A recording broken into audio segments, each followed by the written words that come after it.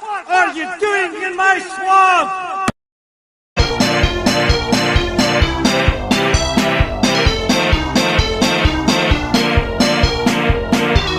Hello everybody, this is Ogre Boy, and I'm going to be doing a new series starting today.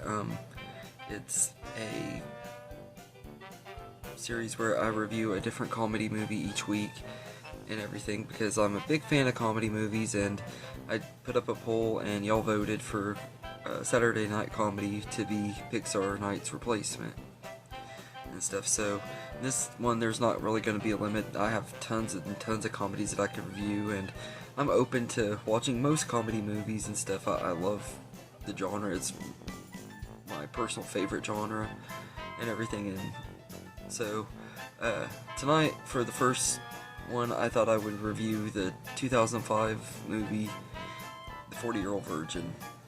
So this movie, we follow Andy Stitzer, who has a pleasant life with a nice apartment and a job stamping invoices at an electronics store. But at age 40, there's one thing Andy hasn't done, and it's really bothering his sex-obsessed male co-workers.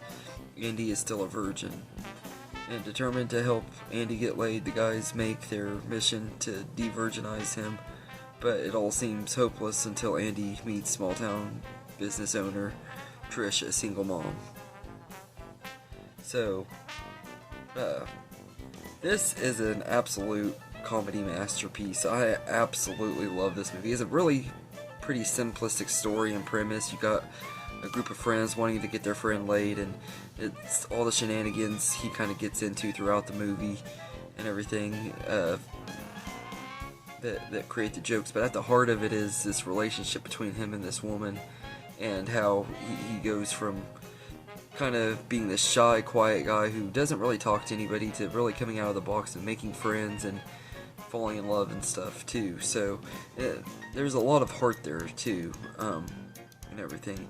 And I think the comedy in this movie is just absolutely hilarious. The jokes are a mile a minute. Almost any time any of his co-workers are on the screen, there is some kind of joke, but there's not really any scenes where there's not at least some kind of joke. Every scene has some laugh out loud hilarious moment and everything, and I love all of them in here. I think Steve Carell as Andy is absolutely perfect. He's really likable and relatable and stuff, personally to me anyway. His awkwardness and his shyness, I totally relate to and stuff and everything, but I love his crazy sense of humor and stuff. And this movie is really what got me into raunchy comedies as well and everything. I think this is just a really, really funny movie, and Steve Carell just does such a great job. He became one of my favorite actors for a really long time and everything. I kind of have veered track of my fandom of him. I've lost kind of,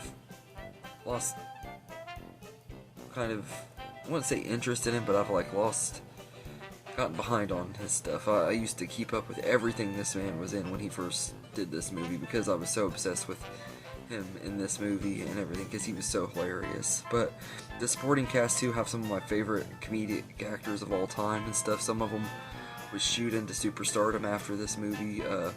You got Romany Falco, who I haven't seen in as much after this movie, but I love him in this movie. I think he's hilarious. He kind of reminds me of my coworker in a lot of ways, except my coworker is not near as raunchy as that dude is. But he's awesome. And Seth Rogen and Paul Rudd are great in here. They're always great, especially when they're together and stuff. That they have great chemistry, and they're just really fun to watch and everything. They seem like two guys you just would want to hang out with and smoke weed and talk shit with and stuff. They're great and everything. But I love both of them. The three co-workers are just absolutely wonderful. But you also got a really great supporting cast in here too, and everything. But they're all hilarious. Catherine Keener is great too as Andy's love interest. She's really great. Her chemistry with Steve Carell is really good. They work really great together, and their relationship is really well written and everything. Like I love that too. Like at the heart of this movie is both a bro comedy movie and a romantic comedy, kind of like the next movie that Judd Apatow would direct, Knocked Up which I'll have to talk about in another video, but this movie kind of does that here too, not to the same extent that Knocked Up does, because it's not as much focused on the romance and stuff as it is other things too, but I will say that they did a great job with that too, and everything. Their romance is really well written in here, and everything. I love her daughter, played by Kat Denning. She's hilarious too, and everything. This was the first thing I ever saw her in, and she was great in here, and everything. One of my favorite characters that she played. But you also got a list of different who's who of actors and comedians that pop up in here throughout the thing. Kevin Hart has a small cameo in here. Jonah Hill has a cameo. They're both great, and still the scenes that they're in. And then you got Jane Lynch, Leslie Mann, and especially Elizabeth Banks, who all have little small supporting roles in here, and they're all just absolutely hilarious in here. I really love them in this movie. I think that they all have their own great moments. Jane Lynch trying to seduce Andy is absolutely hilarious and stuff. And then you got Leslie Mann playing this drunk girl that he meets at the bar that he's praying to God that he survives the night with, because she drives like a bat out of hell and everything, and she's absolutely hilarious. One of my favorite parts of the movie and lines in the movie is when she's like, "I'm hungry, let's get some fucking French toast." The way she says it is just absolutely hilarious and stuff, but she's great. And Jerry Bednob, or I think that's how you say his name. I haven't seen him in anything in a long time, but he's really great as one of their co-workers that is messing around with Romany Falco's character. They're bickering back and forth and stuff and everything, but they kind of get in this argument and stuff, and then at the end of it, he's like, "You still covering for me?" and they hug each other and stuff. They're just kind of talking crap to each other. It's absolutely hilarious, and I love that too. Everything. I love him. And then Elizabeth Banks, she just steals the show in this movie. She's only in here for a few scenes, but every time she's in here, you just can't help but like, man, I wish I could meet a girl like her. She is crazy. She's a crazy, freaky girl, but she is really likable and funny and stuff and everything. And that scene towards the end of the movie where she goes in the bathtub, it's just, man, that is crazy. My 14-year-old self really loved that scene when I saw this movie for the first time. But I think all of the cast are great in here, and the jokes are just hilarious throughout the whole thing. There are so many moments that just have me cracking up. The way the line delivery is, the scene when he's getting his chest and stomach and stuff waxed and everything, just cracks me up. All of his crazy lines that he says every time they wax him, and they actually really did wax him in that scene, so his reaction was genuine and stuff, and I thought that was hilarious. I love the part where he's like, "Oh, Kelly Clarkson," and it just randomly says Kelly Clarkson's name for no reason, but that part is hilarious. But my most favorite part is the one where he says "cocksucker motherfucker," and then he says "nipple fuck" and stuff like that. It's just absolutely hilarious and everything. I say that anytime that I get a titty twister, I go, "Oh, nipple fuck." That shit just cracks me up. And everything. And there are a lot of other really funny moments in this movie throughout that just have me dying laughing. The scene when he's sitting on the toilet with his boner and he pisses all over himself. I usually don't like pee jokes, but that one cracks me up for some reason. When he puts the condom on his hand, he goes, "I am Aquaman." That cracks me up too. Like, there are just so many great, hilarious moments. The whole Know How I Know You're Gay thing that Paul Rudd and Seth Rogen do throughout the movie, and then some of the other characters join in as a reoccurring gag throughout the movie. Is just absolutely hilarious. Me and my best friend, this movie is kind of special to us because this was the very first movie we ever watched together when we hung out for the very first time and everything. So this movie has a special place in my heart because of that too, and we used to quote this movie to each other all the time, and every once in a while we'll still do the "You Know How I Know You're Gay" thing, just to mess with each other and stuff because of this movie and everything. We really wanted to be these guys growing up and stuff. Now we're not really much like them anymore, but it's fun to go back and look at this movie and like just think about all the good times I've had with this one. This is one that I have a lot of love and nostalgia for, and it's a really good movie, and I love that, like,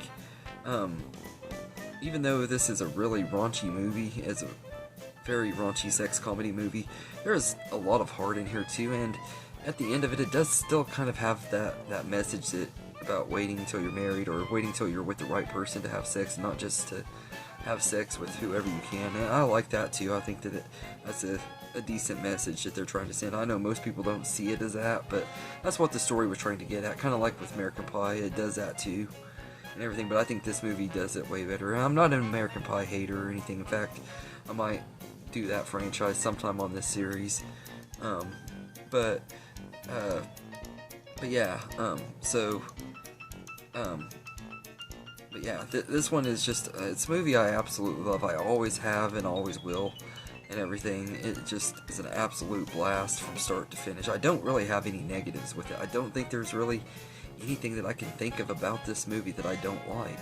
I think it's actually one of the most perfect comedies ever made. It's a masterpiece for a reason and everything. I can't think of anything about it that I don't like. It has a great soundtrack too, a lot of great music in here. But I love the ending too. Like the ending is really satisfying, no pun intended.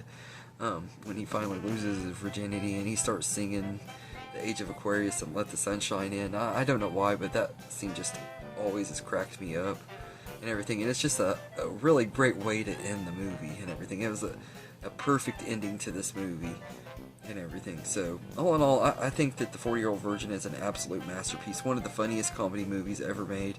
It holds up even better now than it used to, and everything, due to how lame and tame comedies are nowadays, we would never get a movie like this and everything, which really sucks, because this movie is just absolutely hilarious, and it's a wonderful movie. I think it holds up very well and everything. So I'm gonna go as far to say that this one gets a 10 out of 10 from me. I absolutely love this movie.